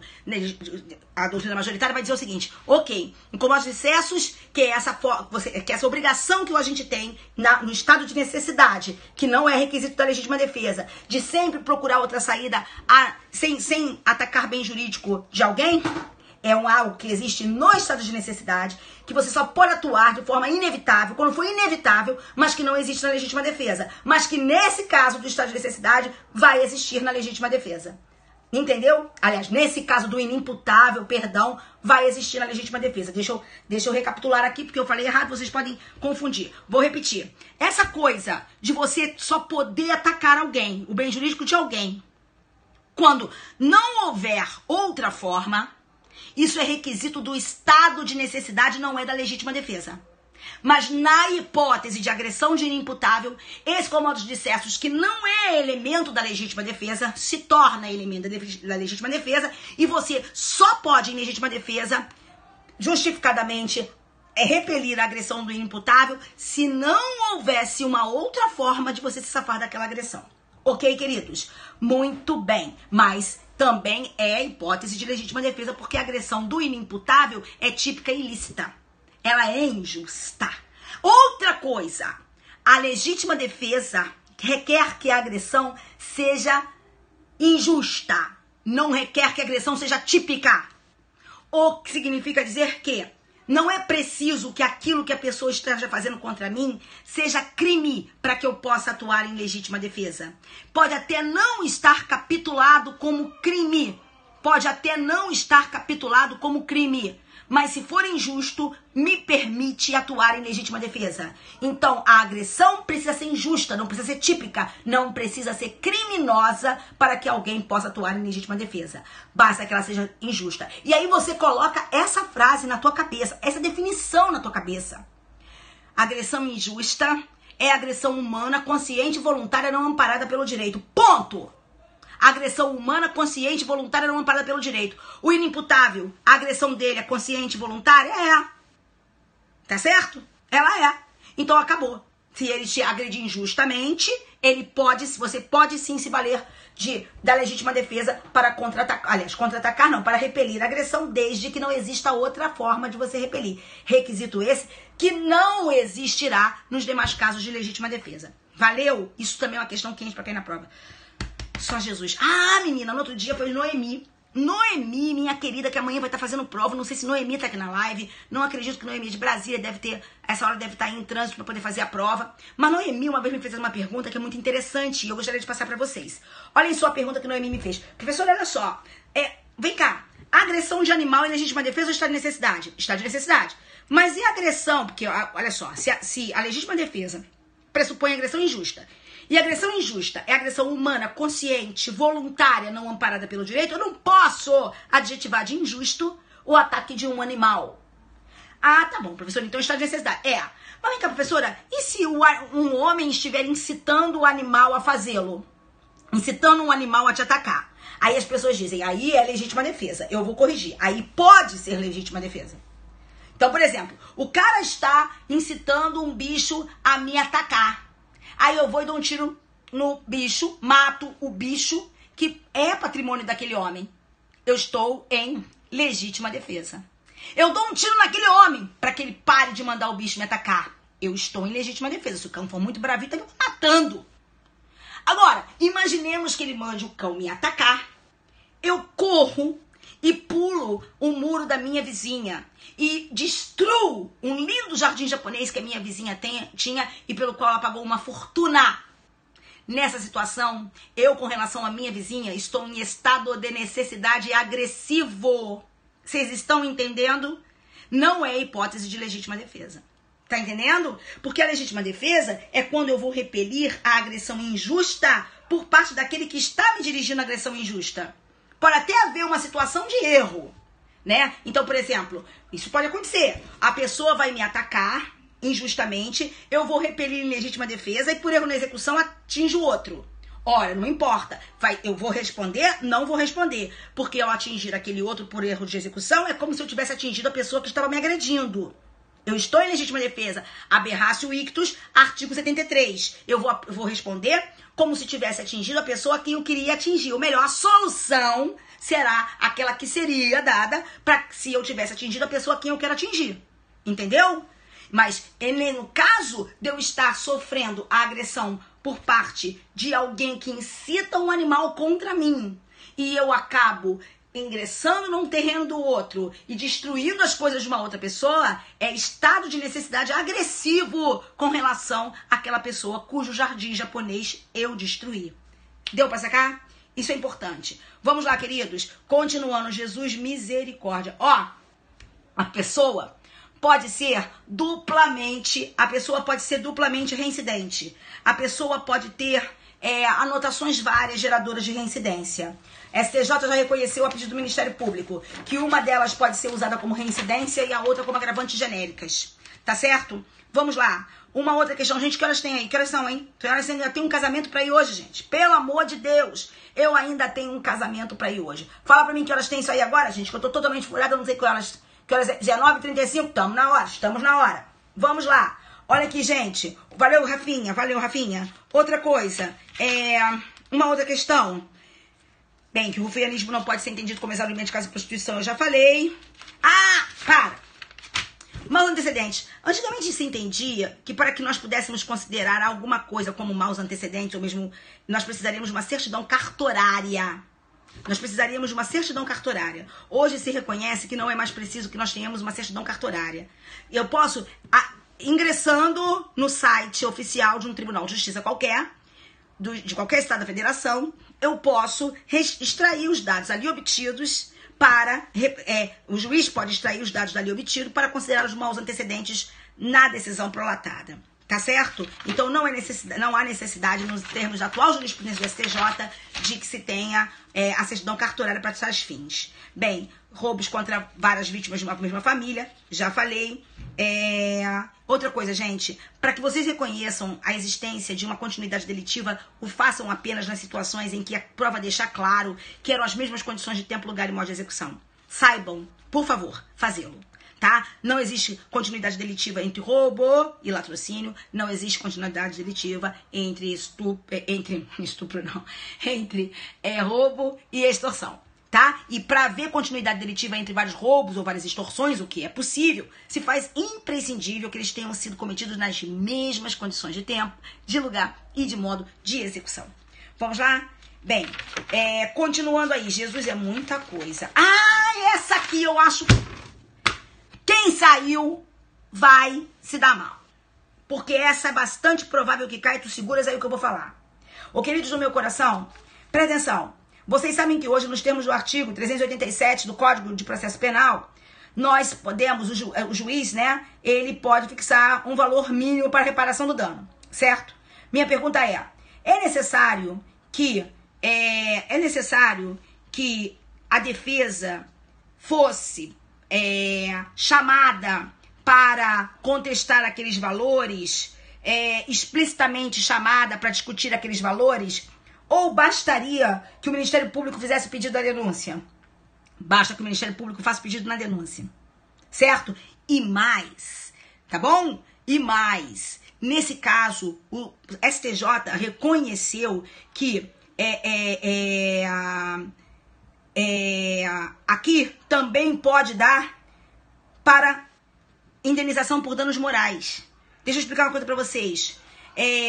Não há óbice para que se fixe, disse o STJ, para condenado por crime de roubo, a obrigação de reparação mínima a título de danos morais. O STJ reconheceu isso no ARESP 1.124.092. Então, presta atenção. Com relação a esses valores mínimos de indenização, não é necessário, para a fixação do valor mínimo, não é necessário, da reparação mínima de danos, não é necessário que a defesa seja chamada para contestação e discussão do montante, e pode também abarcar os danos morais, embora seja majoritário o entendimento de que não poderia abarcar os danos morais. Mas aqui, com essa decisão do STJ, vamos adotá-la na prova, até porque isso aqui foi a reforma de decisão feita pelo STJ a partir de recurso do Ministério Público, tá certo? Porque o Tribunal de Justiça aqui do Rio de Janeiro entendeu que o 387 não abarcaria indenização por dano moral. Essa questão de dano moral, essa questão de reparação mínima de dano é uma questão bastante interessante para cair na nossa prova hoje. Muito bem. Então vamos imaginar que uma pessoa, já falei pra vocês, né? Se ela for duplamente reincidente, uma pode ser considerada como reincidente e a outra como maus antecedentes. Não é isso? Muito bem. Como maus antecedentes. Uma pode ser considerada como reincidência e a outra como maus antecedentes, para a fixação da pena. Vamos lá. Deixa eu ver aqui, meu Deus do céu. Ai, meu Deus do céu. Outra coisa. Olha, será que eu preciso descrever as circunstâncias agravantes genéricas para que elas sejam reconhecidas? Eu preciso descrevê-las e capitulá-las na denúncia para que elas sejam reconhecidas na sentença? Bem, STJ entendeu que não, tá certo?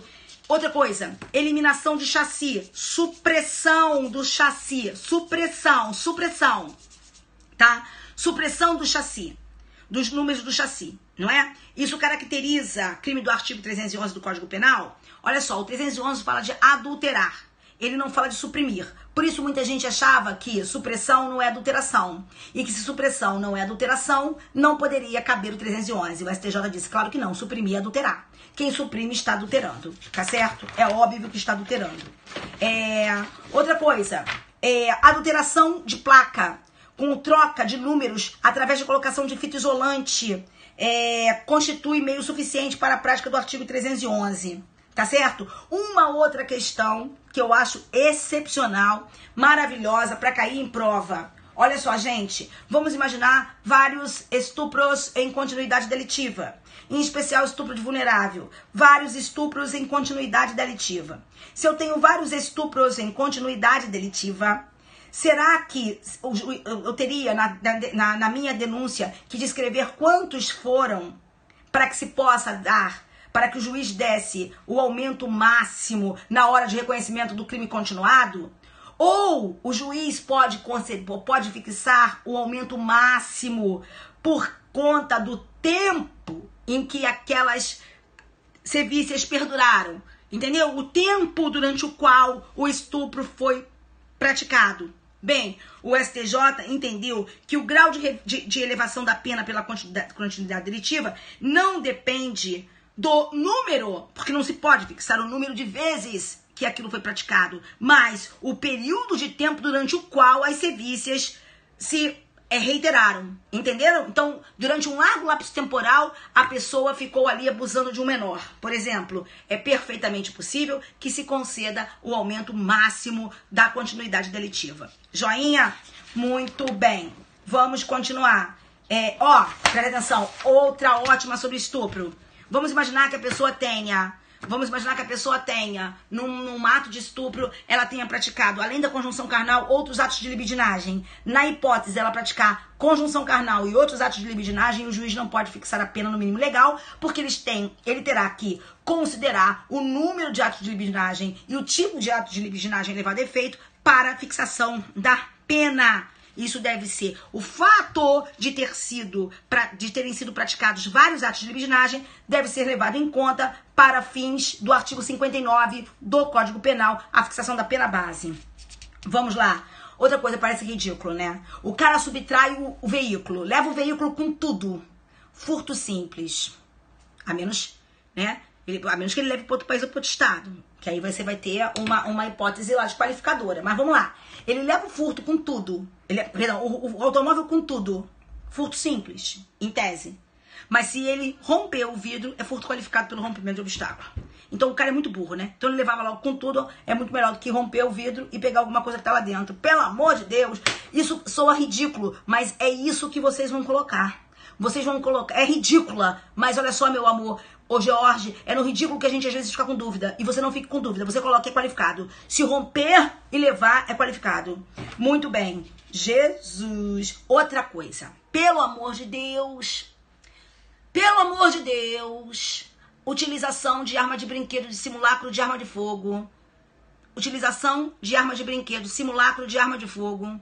Caracteriza grave ameaça. Isso não é violência imprópria. Violência imprópria é quando a pessoa reduz a vítima à impossibilidade de reação. Certo? Amarra a vítima enquanto a vítima estava dormindo. Dá um negocinho pra vítima beber, pra vítima adormecer e não poder reagir. Agora, utilização de arma de brinquedo, utilização de simulacro de arma de fogo, isso é grave ameaça. E se foi usado uma arma de brinquedo, se foi usado um simulacro de arma de fogo, simulacro, não é arma, simulacro, isso é grave ameaça, que não vai caracterizar a causa de aumento, não é? Do crime de roubo, mas caracteriza grave ameaça e não poderá a pena do roubo ser substituída por pena restritiva de direitos. Fechou? Muito, não esqueçam isso. Tá ok? Muito. Agora aqui, deixa eu ver o que tem mais.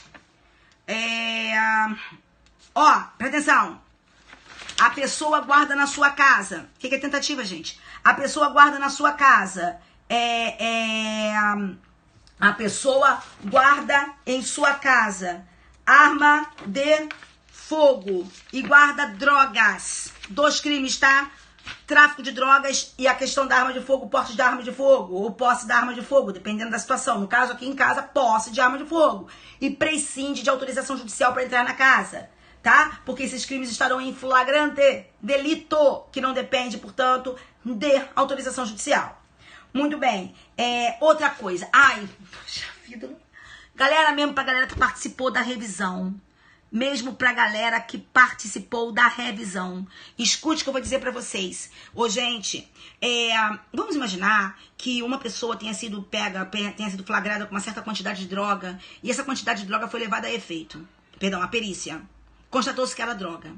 Aí depois, mas o laudo da substância não especificou qual foi o processo laboratorial utilizado para a constatação de que aquilo era droga, certo?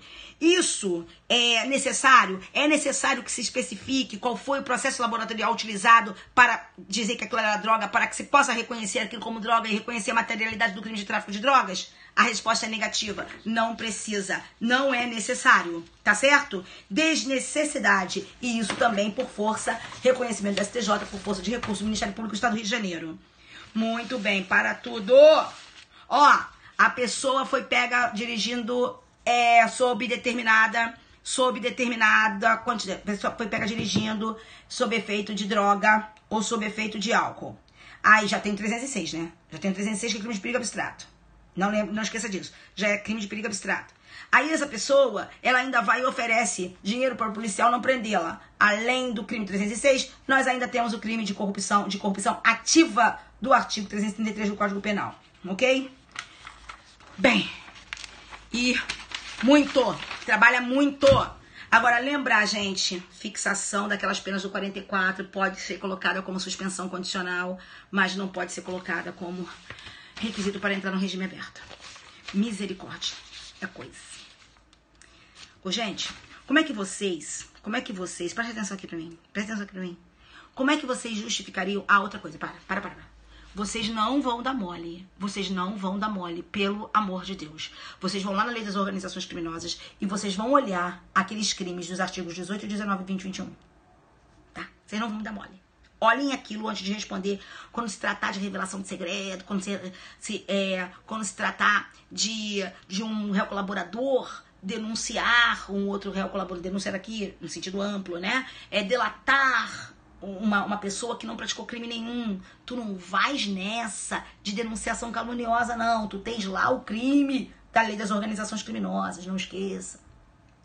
E uma outra coisa que eu queria falar pra vocês, é tanta coisa que eu nem sei mais o que eu quero falar pra vocês. Eu tentei aqui fazer um apanhado dessas decisões, né, que considero importantes que vocês conheçam, né. Vamos lá, deixa eu ver aqui uma outra coisa, gente. Eu falei das duas armas, eu falei dos calibres diferentes das armas, eu falei aí, gente, do calibre diferente das armas, vamos lá, falei aí do calibre diferente das armas, falei não. Vamos lá, gente, eu preciso aqui. Eu falei do calibre diferente das armas. Isso, se tiver duas armas de fogo com dois calibres diferentes, eu falei que são dois crimes. Eu não concordo com isso não, tá? Tá? Eu não concordo com isso não, mas são dois crimes. E eu quero repetir aqui, uma dica que eu dei, tá? Que é a seguinte, gente. A questão da pessoa possuir mais de uma condenação geradora de reincidência. O fato da pessoa possuir mais de uma condenação geradora de reincidência. A primeira poderá ser considerada reincidência e a outra poderá ser considerada o quê? A gente não falou sobre isso? Maus antecedentes. Tá certo? Maus antecedentes. Então, pelo amor de Deus, gente. Tá difícil. Tô mega cansada. A primeira e as outras maus antecedentes. Deixa eu ver mais alguma coisa aqui que eu queria falar. Ô, gente, olha só. Lei da interceptação telefônica, só vocês darem uma olhadinha lá, é mais processo, não é penal. É mais processo, tá? Deixa eu falar. Ó, aquela minha definição de crime impróprio, habitual, impróprio. Tá lá no meu Instagram. Depois vocês deem uma olhada. Tá? Aquilo ali não é dica pra quem não sabe. Aquilo ali é dica pra quem sabe. Tá? Outra coisa. Para. A lei que alterou o Código Penal. Pode ser aplicada? Pode. Só que eu não acredito que eles vão entrar nesse lance de discutir a inconstitucionalidade formal. Eles não vão entrar nessa. Vocês têm que lembrar que nós estamos diante de uma prova, eu não acredito. Nós estamos diante de uma prova objetiva em que vai haver espelho de gabarito. Então eu não acredito que eles entrem nessa de questionar aquilo ali. Tá? Porque aquilo ali é altamente discutível. Tá bom? O artigo 24 da Lei Maria da Penha, 24A da Lei Maria da Penha, o descumprimento de medida protetiva. Lembrar que se a pessoa não souber que tem uma medida protetiva contra ela decretada, está em erro de tipo. Lembrar que aquilo ali tem que ter inquérito. Lembrar que aquilo ali não pode ser a fiança arbitrada pelo delegado ou de polícia. A fiança tem que ser arbitrada pelo juiz. Tá certo? Embora seja um crime de menor potencial ofensivo, vai ter que ter inquérito. Porque não pode haver fiança arbitrada por delegado, né? E outras coisas ali que você verifica, que você também deve dizer que não cabem os institutos, tá? De 9.099. Isso tem sido majoritário entre nós. E é importante que você reconheça. Outra coisa, se cair pra você crime de homicídio, feminicídio. Se cair pra você feminicídio, o cara matou a mulher tava grávida, né? Não tem nada de bizinhida naquela coisa de aumentar a pena porque a mulher tava grávida ou até 3 meses depois do parto. Aquilo ali se deve à maior vulnerabilidade da mulher. Então, se a mulher tava grávida, o cara sabe que a mulher tava grávida, matou a mulher grávida e matou o outro filho que ela estava esperando, óbvio, vai responder por feminicídio, com a pena aumentada porque ela tava grávida e pelo aborto. Não há que se falar aqui de bizinhida, porque aqui o que justifica a causa de aumento é o fato daquela mulher estar mais vulnerável naquele período. Tá certo? Muito bem. Pode compartilhar de arma, eu falei. Gente, olha só. Violação de direito autoral. Não é necessário que constem no laudo pericial os nomes dos autores das obras cujo conteúdo foi violado. Tá? Outra coisa também. Não esquecer que condenação anterior por multa gera reincidência. Condenação anterior pela prática do crime do artigo 28 gera reincidência. Tu não vais dizer, do 28 da lei de drogas, tu não vais dizer que cabe aplicação do princípio da insignificância no artigo 28, que ali é crime contra a saúde pública. Tu não vais numa prova do Ministério Público dizer isso. Pelo amor de Deus. Uma outra coisa, eu falei da imposição de limite temporal para perda de dias gemidos. O cálculo de perda é sobre o total da pena, pode perder 1/3 sobre o total da pena remida, não é isso? Não é só sobre os últimos 12 meses. Eu falei isso aí? Fala pra mim se eu falei isso aí. Fala pra mim se eu falei isso aí, gente. Diz aí, ótimo. Então vamos lá. Desnecessidade de perícia, de apreensão e perícia, desnecessidade de apreensão e perícia para incidir a causa de aumento da arma. Tá, gente? No crime de roubo. Não precisa perícia. Outra coisa, a pessoa está no regime aberto. A causa de albergado na comarca. Ela pode ir para PAD, prisão albergue domiciliar? Pode não, sem vergonha. Vai para cá, pro albergue. Entenderam ou não entenderam? Não pode ir para PAD se houver casa de albergado naquele local onde está cumprindo pena. Eu e na comarca. Ouviram? Muito bem. Peraí que eu quero falar mais. Jesus. Regressão cautelar. O cara sequer... Olha só, o cara fugiu. Isso é falta grave. Dizem assim, fugir é direito preso. Fugir é o direito preso, caramba. Se fugir fosse direito preso, fugir não seria falta grave. Então o cara que foge está praticando falta grave. E esse cara que pratica falta grave, ele está sujeito ao regime regressivo de cumprimento de pena. Ele pode ir para o regime mais severo. E aí, pode ser decretada essa regressão sem oitiva dele? Claro que pode. Claro que pode. Reconhecido em recurso... do Ministério Público. Cadê? Outra coisa. Vamos imaginar aqui. Eu falei que a confissão ela pode compensar, mas ela não prepondera sobre a reincidência, não falei? Falei isso aí também. Vamos lá, me ajudem, quero falar tudo que eu puder. Pelo amor de Deus, gente, arma de brinquedo é grave ameaça, então não pode ter 44, hein? Se a pessoa vai roubar a outra com uma arma de brinquedo, isso é grave ameaça, não pode ter 44. Se vocês errarem um negócio desse, eu quero matar. Eu quero kill you. Vamos lá. Outra coisa. O que eu tava procurando aqui? Eu já sei. Cara, lembra disso. Pagamento de débito tributário é o quê? Qual a natureza jurídica do pagamento de débito tributário? Fala pra mim. Talk to me now. Qual a natureza jurídica do pagamento de débito tributário? Fala pra mim.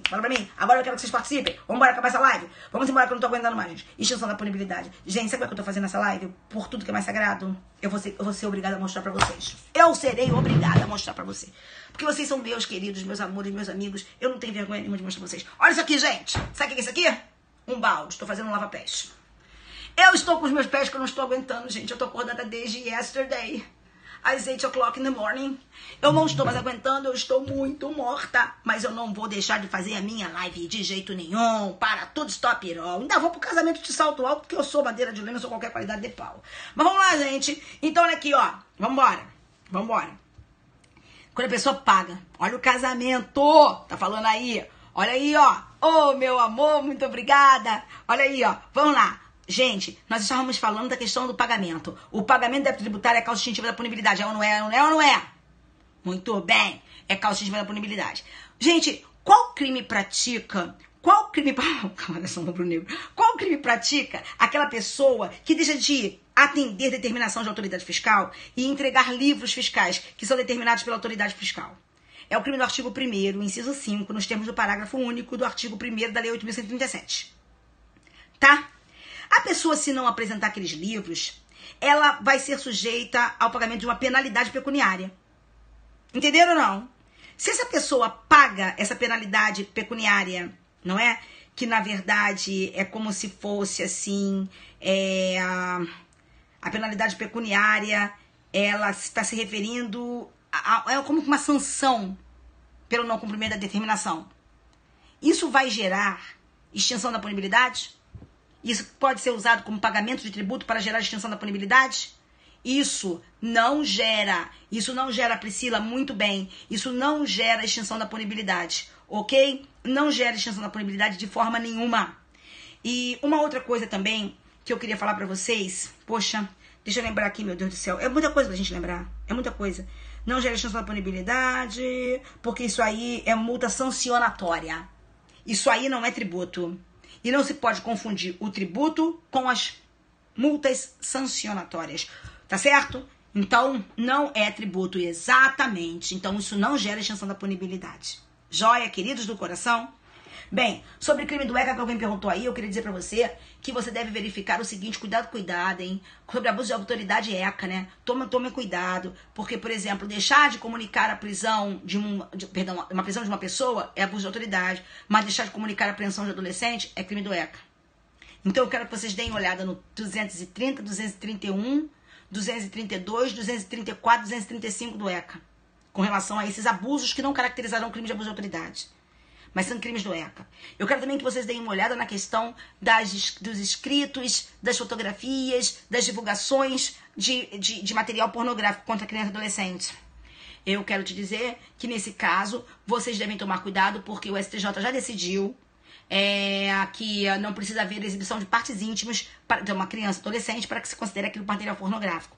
Então, por exemplo, a criança está com calcinha, sutiã, mas com aquele apelo sexual. Isso, naquela foto, isso também caracteriza material pornográfico para fins do ECA, tá certo? Eu vou dizer para você que também pode ser perfeitamente perguntado a questão da súmula 172 do STJ, a questão do... Alguém perguntou aí a questão de crimes militares, me fez lembrar da súmula 172 do STJ, né? A súmula 172 do STJ que dizia que o crime de abuso de autoridade praticado por militar em serviço contra civil era da competência da justiça comum. Não é da competência da justiça comum mais, isso hoje é competência da justiça militar, porque houve a mudança do conceito de crime militar. Então, essa súmula foi prejudicada. Tem que tomar cuidado. Perguntou por isso mesmo? Então, foi isso. Minha gente. E eu não acredito que eles... Eu sinceramente, acredito que nessa prova eles devam fugir de questões altamente controvertidas, que ainda estão incipientes, que ainda estão, questões que ainda estão incipientes, embrionárias, ainda estão muito, muito, muito controvertidas, porque eu quero lembrar, gente, é uma prova discursiva, mas de cunho objetivo, eu quero dizer, as respostas são mais diretas, tá? Entendeu? Nada de selinhos em vinho, não vai cair mais isso. Não tem mais condição de cair isso. Nesta prova, não. Eu não acredito mesmo que isso vai cair. Entendeu? Militar não... Olha só, crime militar. A justiça militar, só a justiça militar pode julgar crime militar. Tá certo? Crime militar não é julgado pela justiça comum. Assim como o crime comum não pode ser julgado pela justiça militar. Tá certo? Então, queridos, tem aquela questão da... Mas aí é questão de processo, tá, gente?